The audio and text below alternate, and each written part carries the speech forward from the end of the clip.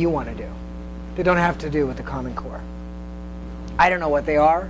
Maybe you are implementing whiteboards. You just spent a gazillion. Maybe you're implementing the iPad. Well, the great thing is, because this is the common essential prompts every day for your teachers, for a minimum order, I can actually customize it for you. So I can put in your essential things, and I can have the Common Core. So just know that. Now, I'm not the custom publisher, but I can actually do that very easily. Turnaround time is 7 to 10 days. Now, before I even get into planning, I provide the teacher with a number of things. That assessment rubric, we give them the assessment rubric. How am I going to choose the assessments? Explaining the kinds of assessments. I give them a 5-step routine for creating a Common Core classroom. Guess what? It's called the Common Core Classroom Routine. We created it. All right? And you know what? It's best practice. Identify the student's skills. Begin with the skill in mind. You're going to teach. Identify the learning targets you're going to teach. Plan your lesson. And then plan your instruction. How am I going to teach? Because teaching has to change. We give them these targets that we just went over. So they're reminded every day. How much nonfiction am I supposed to be doing? How much persuasive writing? And then, every single day, we ask them, are you reading, and are you reading nonfiction? And we remind them of those targets. Are you writing, yes or no? Are you doing persuasive, explanatory, just conveying information? Going back to that target. For critical thinking, are you working on just knowing something, applying it, using reasoning, evaluating? Are you making something? For numeracy, if I'm in math, am I using models? Am I applying the mathematics? Do I have word problems? These 4 things identify the big ideas that are new in the Common Core. And by asking the teacher every single day to plan their lesson, to integrate them, I begin creating that Common Core classroom. I ask them some other things every day. College and career readiness practices. These practices are not about the Common Core. They are about good instruction for college and career ready kids. Did you choose the standard you're going to teach today? You better be thinking about that. That defines that alignment, right? If I'm not teaching with a standard in mind, why am I teaching? I have to choose the skill within the standard. Why? Why do I have to do that? Because the Common Core is broad. The Common Core doesn't have that skill. Where do you find those skills? I give you the list. I wrote it, right? I have to figure out how to assess for that different type of critical thinking. We have to use technology. Why do I have to use technology? Because this is 21st century learning skills, right? College and career readiness. Show me a career where I don't use technology. Using real world scenarios. That's a lot about what the Common Core is about. Real world, right? Actually using problems that you're going to have to solve later. Now we talk about bell to bell. What we know is that I need more time to go deeper in my understanding. How do I get more time?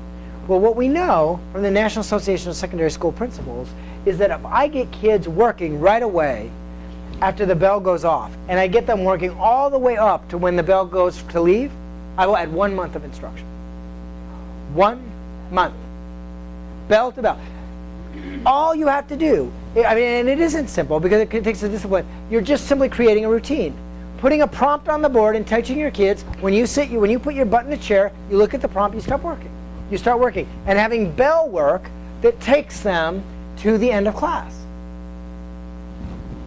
By the way, would you like to know how to do that? I'm sure you could hire one of our consultants who would teach you.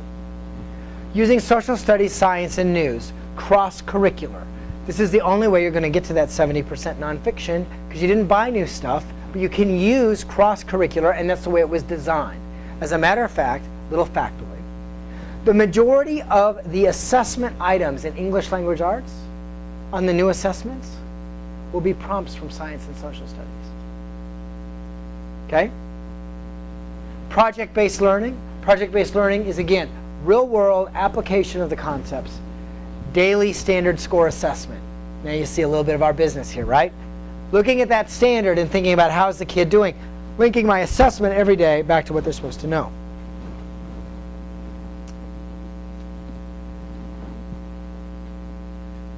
Oh, sorry. This is what a page looks like. There are, by the way, 52 weeks. It's an entire year we've provided you, and we provide you 6 prompts per week, okay? So 6 preps. So you would have 6 classes or 6 preps. Put in your bell-to-bell prompts. What are your goals for the week, objectives? And then, do you have gap standards? What are the key new things you need to be working on? However you want to use it, there's flexibility. It is a planner. And lastly, remember, I got to focus on what's new. This whole idea of critical thinking, embedding critical thinking, is new. Well, how do I teach in my language arts class? How do I teach analysis and investigation? How do I teach generate, creating, and demonstrating? I give you some very specific ideas. Dramatize. Right? So not only am I asking you key essential prompts every day, which lead you to the Common Core Classroom and giving you the Common Core Classroom routine, but I'm giving you some prompts for how to teach at those different levels. And as a matter of fact, on the back, I didn't do this slide, I give you additional best practices for the Common Core Classroom. So here it is. Could be customized for you. I hope it isn't. There's my assessment grid.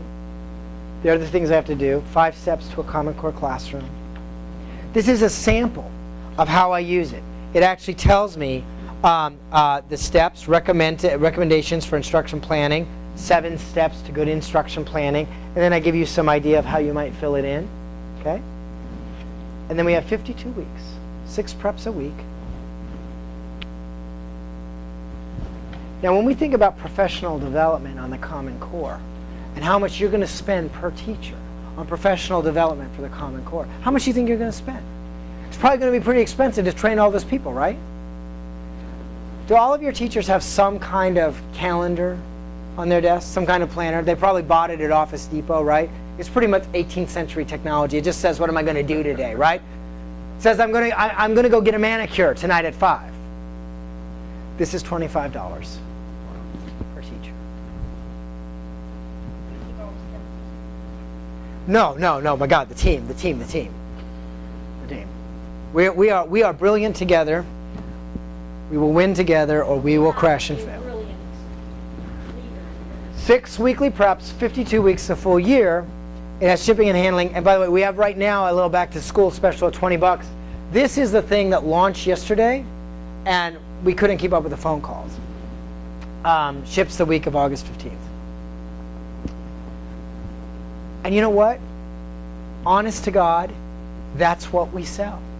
The instruction planning software, I have barely talked about it. You know what the instruction planning software is? It's this in a piece of software. And it's this in a piece of software so that I can run reports on my teachers. Which teachers, I can go in if you think, oh, this also comes with the principal's classroom observation checklist. But if I want to sit at my desk, because I don't have time to look at every teacher every day, and I want to run a report to say who's using nonfiction, who's writing persuasively, who's actually planning in that higher level thought process, I can run those reports. You don't have to know the software. I didn't show you the software, did I? I didn't. By the way, I do want to show you. You look like this.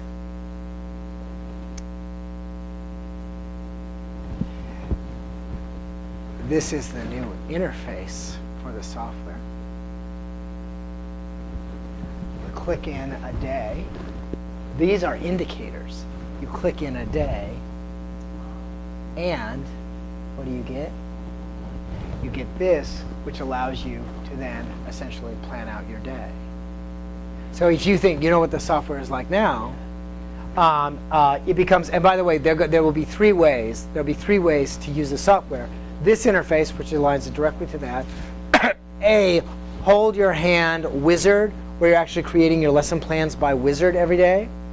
And then the current interface, but in a template. So just a preview of coming attraction. That's pretty cool. Very clean. Simple. Yeah, it was like that, right? But that's what I'm saying. It follows Yeah. along your thought process. Yeah. Right here. You know, just have to have one screenshot.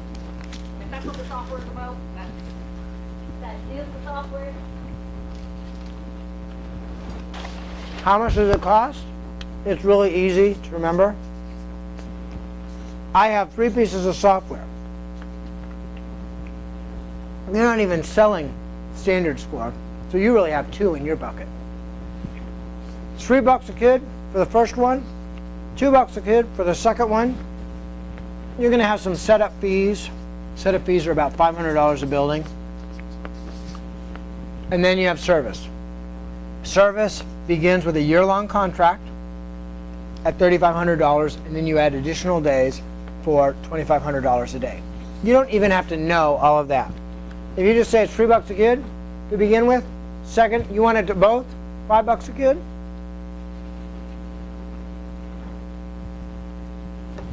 So, from what you just saw, first of all, what are your questions? What's rolling around in your head? I know you got to process.